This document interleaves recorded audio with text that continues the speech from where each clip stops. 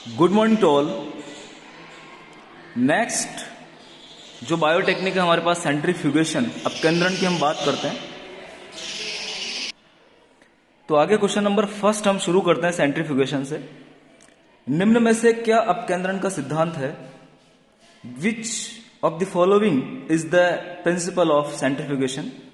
तो सेंट्रीफ्यूगेशन किस सिद्धांत पर काम करता है उसकी हम बात करते हैं। तो सबसे पहला है हमारे पास तलछट सिद्धांत या सेडिमेंटेशन प्रिंसिपल, छनन सिद्धांत या फिल्ट्रेशन प्रिंसिपल, वाष्पन सिद्धांत या इवोपोरेशन प्रिंसिपल, आकार कमी सिद्धांत या साइज रिडक्शन प्रिंसिपल।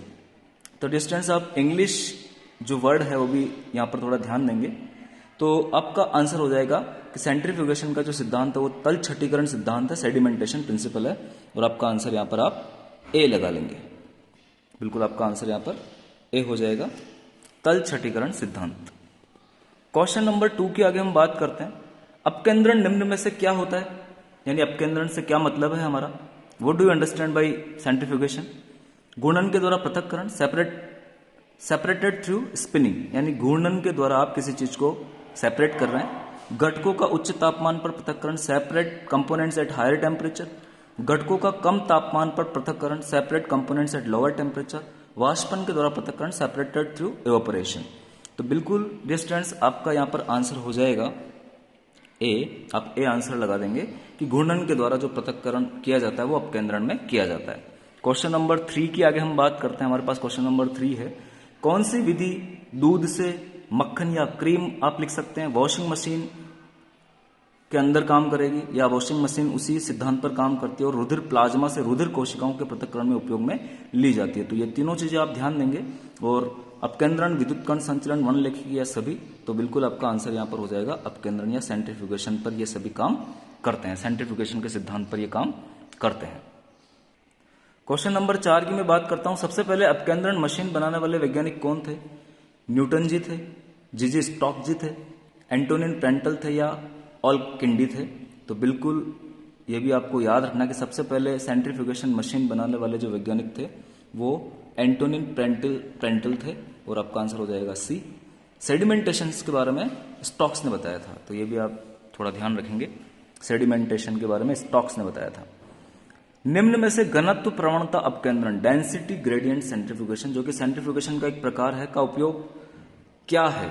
ये किस में उपयोग में ली जाएगी? वायरस, राइबोसोम्स, झिल्लियों आदि को शुद्ध करने में, to the purify virus, ribosomes and membranes, गंदगी हटाने में, रिमूविंग डस्ट, छोटे कणों को हटाने में और बड़े कणों को हटाने में, स्मॉल पार्टिकल्स को रिमूव करने में या लार्ज पार्टिकल्स को रिमूव करने में। तो बिल्कुल इसका उपयोग जो हम करते हैं घनत्व प्रवणता अपकेंद्रण का, जिसमें घनत्व के आधार पर पृथक्करण होगा।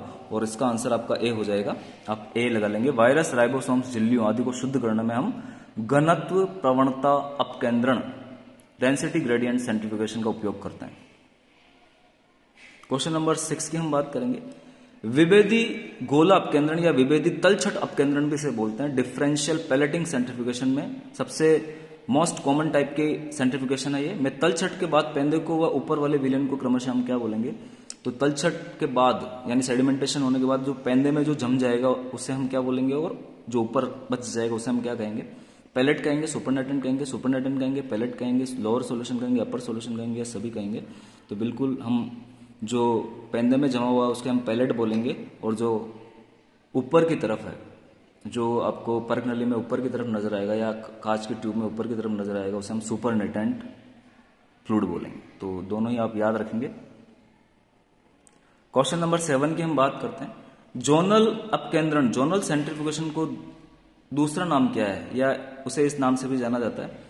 समान घनत्व अपकेंद्रिता या आइसोपिकनिक सेंट्रीफ्यूगेशन, प्रवणता अपकेंद्रण, ग्रेडियंट सेंट्रीफ्यूगेशन, घनत्व प्रवणता अपकेंद्रण, डेंसिटी ग्रेडियंट सेंट्रीफ्यूगेशन, या डिफरेंशियल सेंट्रीफ्यूगेशन या विभेदी अपकेंद्रण। तो बिल्कुल हम जोनल अपकेंद्रण को प्रवणता अपकेंद्रण के नाम से भी जानते हैं। और आपका आंसर यहां पर हो जाएगा बी। जोनल अपकेंद्रण का दूसरा नाम है प्रवणता अपकेंद्रण या ग्रेडियंट सेंट्रीफ्यूगेशन। क्वेश्चन नंबर 8 है, निम्न में से कौन सा अपकेंद्रण उत्प्लावी घनत्व पर निर्भर करता है? बायोंड डेंसिटीज पर, उत्प्लावी घनत्व पर निर्भर करेगा।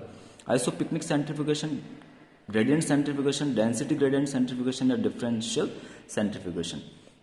तो बिल्कुल बायोंड डेंसिटीज या उत्प्लावी घनत्व जब भी आ जाए तो आपको आंसर लगा देना है ए, आइसोपिकनिक सेंट्रीफ्यूगेशन जो है वो बायोंट डेंसिटीज पर डिपेंड करता है। Wine is clarified and stabilised by wine. जो ड्रिंक होती है, वाइन को किस विधि के द्वारा साफ और स्थायी बनाया जाता है? विद्युत कण संचलन या इलेक्ट्रोफोरेसिस के द्वारा, अपकेंद्रण के द्वारा, वनलेखी के द्वारा या सभी के द्वारा? तो बिल्कुल वाइन को साफ करने में भी हम अपकेंद्रण विधि का उपयोग करते हैं।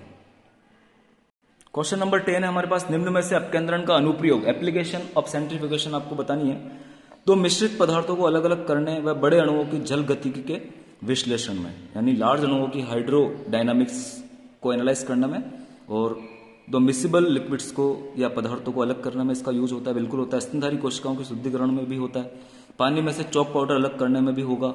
दूध से क्रीम पृथक करने में भी होगा। तो ये कुछ एग्जाम्पल्स आप ध्यान देंगे, सभी में ऑल ऑफ दीज सेंट्रीफ्यूगेशन के ऊपर काम करेंगे, सभी में अपकेंद्रण का यूज किया जाएगा। लो स्पीड सेंट्रीफ्यूज की अधिकतम चाल या स्पीड कितनी होती है? तो लो स्पीड की हमने बात की है, तो उसकी अधिकतम स्पीड की हम बात करें तो 1000 से 2000 राउंड पर मिनट, 3000 से 4000 राउंड पर मिनट, 4000 से 5000 राउंड पर मिनट, 5000 से 6000 राउंड पर मिनट। सेंट्रीफ्यूगेशन मशीन जो होती है वो राउंड राउंड घूमती है, गोल गोल घूमती है। तो राउंड पर मिनट के आधार पर हम यहाँ पर आंसर देंगे, तो आपका आंसर हो जाएगा 4000 से 5000 राउंड पर मिनट लो स्पीड सेंट्रीफ्यूज की स्पीड होती है। निम्न में से रेड ब्लड सेल्स के तल छठीकरण में यूज होता है। तो रेड ब्लड सेल्स के सेडिमेंटेशन में हम लो स्पीड सेंट्रीफ्यूज यूज करेंगे, हाई स्पीड सेंट्रीफ्यूज यूज करेंगे, अल्ट्रा सेंट्रीफ्यूज यूज करेंगे या वैक्यूम सेंट्रीफ्यूज यूज करेंगे। तो हम यहाँ पर लो स्पीड सेंट्रीफ्यूज यूज करेंगे। आपका आंसर हो जाएगा ए। क्वेश्चन नंबर 13 की आगे हम बात करते हैं। हाई स्पीड सेंट्रीफ्यूज की अधिकतम स्पीड क्या होती है? 10,000 से 20,000 आरपीएम, 15,000 से 20,000 आरपीएम, 30,000 से 50,000 आरपीएम, 50,000 से 60,000 आरपीएम। तो हाई स्पीड सेंट्रीफ्यूज की बात की गई है, तो आपका आंसर हो जाएगा बी, 15,000 से 20,000 आरपीएम होती है हाई स्पीड सेंट्रीफ्यूज की अधिकतम स्पीड। क्वेश्चन नंबर 14 है, जैव रासायनिक अनुप्रयोग में कौन सा अपकेंद्रण उपयोग में लिया जाता है? High speed centrifuge, low speed centrifuge, vacuum centrifuge, all of this. तो जैव रासायनिक बायोकेमिकल एप्लीकेशंस में मुख्य रूप से हम हाई स्पीड सेंट्रीफ्यूज यूज करते हैं। कौन से कारक हाई स्पीड सेंट्रीफ्यूज को प्रभावित करेंगे? Speed and temperature, pressure and temperature, concentration and speed, pressure and speed. तो बिल्कुल स्पीड एंड टेम्परेचर वो कारक है जो हाई स्पीड सेंट्रीफ्यूगेशन को प्रभावित करेंगे। डायरेक्ट आप लोगों को याद कर लेना है। अल्ट्रा सेंट्रीफ्यूज की यहां पर बात आई है कि अधिकतम स्पीड कितनी होगी? तो 65,000 आरपीएम, 85,000 आरपीएम, 1,00,000 आरपीएम या 40,000 आरपीएम। तो बिल्कुल आप यहां पर ध्यान देंगे कि अल्ट्रा सेंट्रीफ्यूज की अधिकतम स्पीड जो होती है वो 65,000 आरपीएम राउंड पर मिनट के बराबर होती है। तो आपका आंसर हो जाएगा ए, 65,000 मैक्सिमम होती है। क्वेश्चन नंबर 17 है हमारे पास, कौन सा उद्योग सेंट्रीफ्यूज टेस्ट उपयोग करता है? शुगर उद्योग करेगा, ऑयल उद्योग करेगा, बेकरी उद्योग करेगा, नमक उद्योग? तो बिल्कुल ऑयल उद्योग जो है वो सेंट्रीफ्यूज टेस्ट उपयोग में लेता है, यूज करता है। कैफीन को कौन से अपकेंद्रण से पृथक कर सकते हैं? जो कॉफी हम पीते हैं उसमें कैफीन होता है, तो कौन से अपकेंद्रण से हम उसे पृथक करेंगे? लो स्पीड सेंट्रीफ्यूज से, पिलर सेंट्रीफ्यूज से, या अल्ट्रा सेंट्रीफ्यूज से, या कन्वेयर डिस्चार्ज सेंट्रीफ्यूज से? तो बिल्कुल आपको याद रखना है, बिल्कुल अच्छा प्रश्न है। पिलर सेंट्रीफ्यूज यहाँ पर आपका आंसर हो जाएगा। एक रोटेटिंग बास्केट इसके एक एक्सिस से लगी हुई होती है और ये सॉलिड और लिक्विड को पृथक कर सकता है। पिलर सेंट्रीफ्यूज कैफीन को पृथक करने में काम में आएगा। स्क्रीन सेंट्रीफ्यूज का दूसरा नाम क्या है? क्वेश्चन नंबर 19 हमारा, लो speed centrifuge, high speed centrifuge, ultra centrifuge या कन्वेयर डिस्चार्ज सेंट्रीफ्यूज? तो स्क्रीन सेंट्रीफ्यूज को हम कन्वेयर डिस्चार्ज सेंट्रीफ्यूज भी बोलते हैं। बिल्कुल आपका आंसर डी हो जाएगा। इसका उपयोग सॉलिड लिक्विड मिश्रण में से कणीय क्रिस्टल पदार्थ को अलग करने में किया जाता है, तो इसका उपयोग भी आप ध्यान देंगे। क्वेश्चन नंबर 20 है हमारे पास, सेंट्रीफ्यूज में रोटर्स घूर्णक का निश्चित कोण क्या होता है? जो रोटर्स जो घूमने वाले हैं सेंट्रीफ्यूज मशीन में, उनका निश्चित कोण वो एक निश्चित कोण पर होते हैं। अगर आपने कभी सेंट्रीफ्यूज मशीन देखी है तो 10 डिग्री से 20 डिग्री पर होते हैं, 14 से 40 पर होते हैं, 20 से 40 पर होते हैं, 34 से 48 पर होते हैं। तो उनका स्पेसिफिक एंगल आप ध्यान रखेंगे, 14 से 40 डिग्री पर वो होते हैं। जब अपकेंद्री बल 800 से 1000 जी, इसका मतलब है कि जो अपकेंद्री बल है वो अर्थ के गुरुत्वाकर्षण बल से 800 गुना ज्यादा या 1000 गुना ज्यादा लगाया जा रहा है तब, और 10 मिनट के लिए लगाया जा रहा है, तक लगाया जाता है, तो होमोजेनेट में कौन अलग हो जाएगा? तो जो भी हमारे पास होमोजेनेट आएगा, जो विभक्तिकरण होगा उसमें कौन अलग हो जाएगा? तो यहाँ पर आप ध्यान देंगे स्पेसिफिक 800 और 1000 जी पर। यहाँ पर जी जो है वो गुरुत्वीय त्वरण है पृथ्वी का, तो तक गुना 800 से 1000 गुना अपने गुरुत्वाकर्षण फोर्स से अपकेंद्रण बल लगाया है ज्यादा, तो यहां पर हम केंद्रक को पृथक कर लेंगे ए।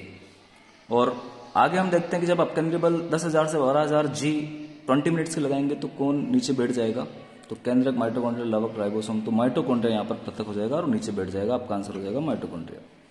औषधालय यानी जो आपके डिस्पेंसरीज होती है वहां पर अपकेंद्री मशीन यूज की जाती है, एक मोटर संचालित यंत्र है। यह प्रति मिनट कितना चक्कर लगाए, तो वहां पर कौन सा होता है, तो 50,000 वाला होता है, 5,000, 10, 1 लाख वाला, तो बिल्कुल आप यहाँ पर ध्यान देंगे कि वो 5,000 RPM वाला होता है औषधालय में या डिस्पेंसरीज में।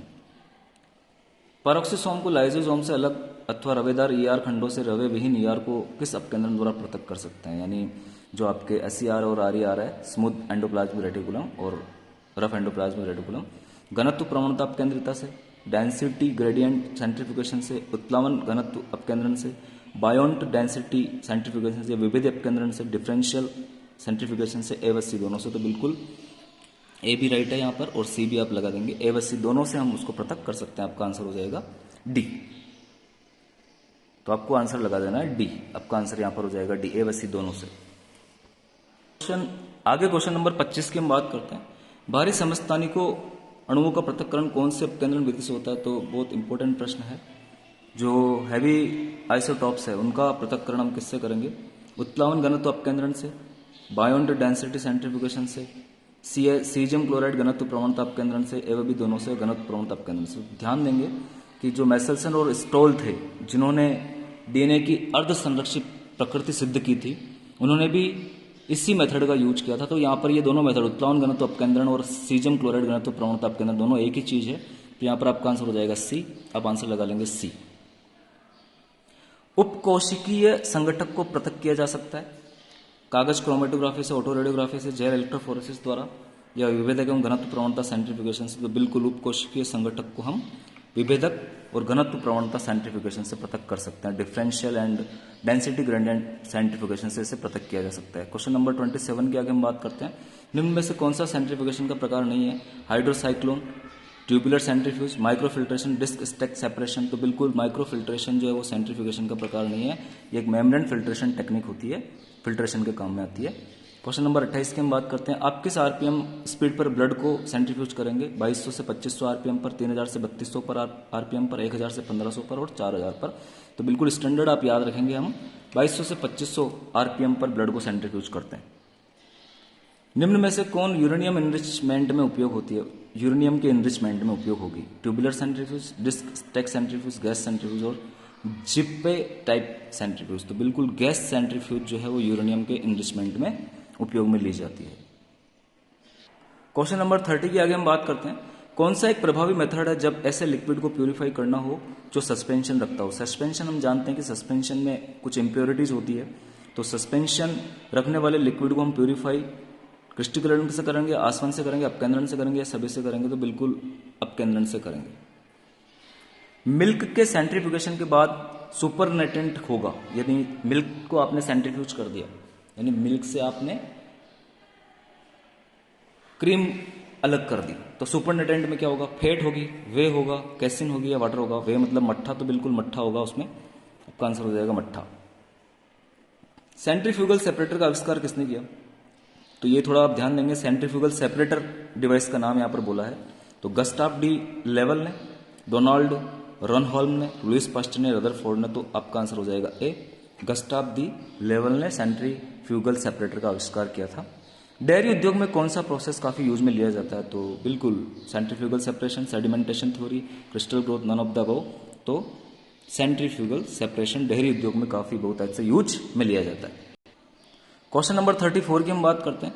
Which of the following is use of centrifugal separation, निम्न में से सेंट्रीफ्यूगल सेपरेशन में कौन सा यूज किया जाएगा, तो clarification, removal of solid impurities from milk prior to pasteurisation, pasteurisation करने से पहले हम मिल्क से इंप्योरिटीज रिमूव करेंगे जिसे क्लैरिफिकेशन कहेंगे। Skimming, separation of cream from skim milk, skim milk से क्रीम को सेपरेट करना। और bactofuge treatment, separation of bacteria from milk, all of the above. तो बिल्कुल आपका आंसर यहां पर हो जाएगा all of these, all of above जो है वो सेंट्रीफ्यूगल सेपरेशन में यूज किए जाएंगे।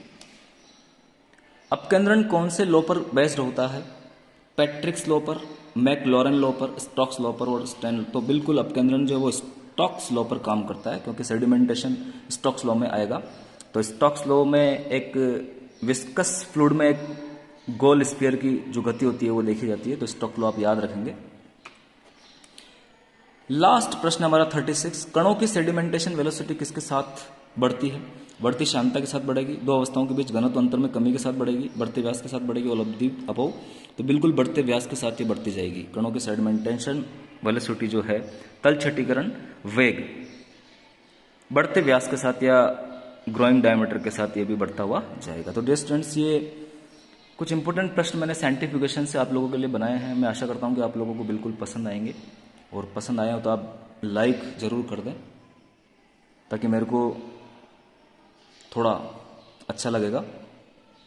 नेक्स्ट हम क्रोमेटोग्राफी टेक्निक्स के क्वेश्चन करेंगे, बहुत जल्दी वो भी मैं करवाने वाला हूं। तब तक के लिए आप सभी का बहुत बहुत धन्यवाद।